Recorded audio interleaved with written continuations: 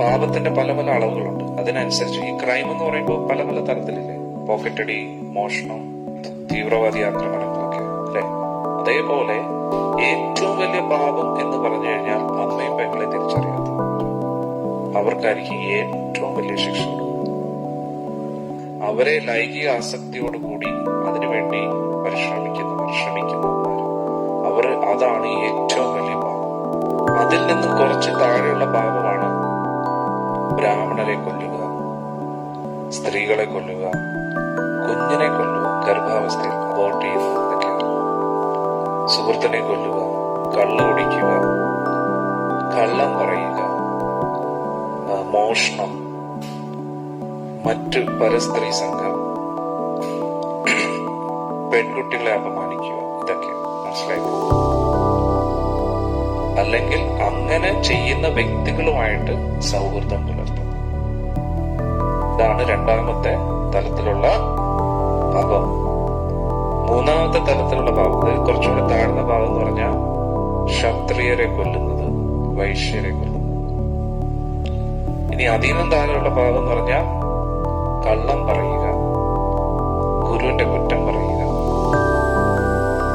ഇനി യോഗ്യതയില്ലാത്തവർക്ക് വേദങ്ങൾ പറഞ്ഞു കൊടുക്കുക, വേദങ്ങളുടെ നിർദ്ദേശങ്ങളെ പാലിക്കാതിരിക്കുക, സ്വന്തം ഭാര്യയെ അവഗണിക്കുന്നത്, അച്ഛനമ്മമാരെ ഉപേക്ഷിക്കുന്നത്, കഴിക്കാൻ പാടില്ലാത്ത ഭക്ഷണം കഴിക്കുന്നത്, മോഷ്ടിക്കുന്നത്, പിന്നെ അന്യരുടെ ഭാര്യയായിട്ട് തെറ്റായിട്ട് ബന്ധം സ്ഥാപിക്കുന്നത്, സ്വന്തം കുലം മറന്ന് പ്രവർത്തിക്കുന്നത്, ശൂദ്രരെ കൊല്ലുന്നത്, പശുവിനെ കൊല്ലുന്നത്, ഉപ്പ് വിൽക്കുന്നത്, ഉപ്പ് മാനുഫാക്ചർ ചെയ്യുന്നവർക്കും പണി കിട്ടും.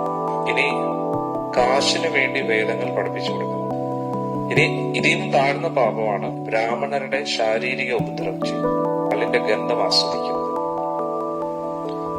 പിന്നെ ആൾക്കാരെ പറ്റിക്കുന്നത്. ഇനി ഇതിനും താഴ്ന്ന പാപമാണ് ആണുങ്ങളുമായിട്ട് ലൈംഗിക ബന്ധത്തില്, പെണ്ണുങ്ങളുമായിട്ട്. ഇനി അതിനും താഴ്ന്ന പാപമാണ് മറ്റുള്ളവർക്ക് പലിശയ്ക്ക് കാശ് കൊടുക്കുന്നത്. ഇനി അല്ലെങ്കിൽ ശൂദ്രന്റെ കീഴിൽ ജോലി. അതിനും താഴ്ന്ന പാപമാണ് പക്ഷികളെ കൊല്ലുക, മീനെ കൊല്ലുക, ജീവജാലങ്ങളെ കൊല്ലുക, ജന്തുക്കളെ കൊല്ലുക, ഇതൊക്കെ. പിന്നെ ലഹരികൾ ഉപയോഗിക്കുക. അത് കൂടാതെ അല്ലറ ചില്ലറ പാപങ്ങൾ. ഇത് കൂടാതെ വേറെ കുറച്ച് പാപങ്ങളുണ്ട്. മുതിർന്നവരെ ബഹുമാനിക്കാതിരിക്കുക, ഗുരുവിനെ ബഹുമാനിക്കാതിരിക്കുക, കാശിന് വേണ്ടി ആൾക്കാരെ ചികിത്സിക്കുക, പൂച്ചകളെ വളർത്തുക, പക്ഷികളെ വളർത്തുക, കോഴിയെ വളർത്തുക, പട്ടികളെ വളർത്തുക, അശുദ്ധരായിട്ട് ജീവിക്കുക, പിന്നെ ബ്രാഹ്മണനായിട്ടും ബ്രാഹ്മണ്യ കർമ്മങ്ങളിൽ നിന്ന് മാറി നിൽക്കുക, മറ്റുള്ളവരെ കുറിച്ച് തെറ്റായിട്ടുള്ള അപവാദങ്ങൾ പുറപ്പെടുവിക്കുക, പിശക് കാണിക്കുക, ദാനധർമ്മങ്ങൾ ചെയ്യാത്ത വ്യക്തികൾ, നിരീശ്വരവാദം, അഹങ്കാരികൾ, ജ്യോതിഷം കാശിന് വേണ്ടി പറഞ്ഞു കൊടുത്തിട്ട് അതിന് ഫീസ് മേടിക്കുന്നവർ, ആഭിചാര കർമ്മങ്ങൾ ചെയ്യുന്നവർ, മറ്റുള്ളവരെ ദ്രോഹിക്കാൻ വേണ്ടി യജ്ഞങ്ങളൊക്കെ ചെയ്യുന്നവർ, നക്ഷത്രങ്ങളുടെയും ഗ്രഹങ്ങളുടെയും ഗ്രഹനിലയൊക്കെ ഭൗതിക കാര്യങ്ങൾക്ക് വേണ്ടി പറഞ്ഞു കൊടുക്കുന്നത്, സുഖഭോഗങ്ങൾക്ക് വേണ്ടി പറഞ്ഞു കൊടുക്കുന്നു.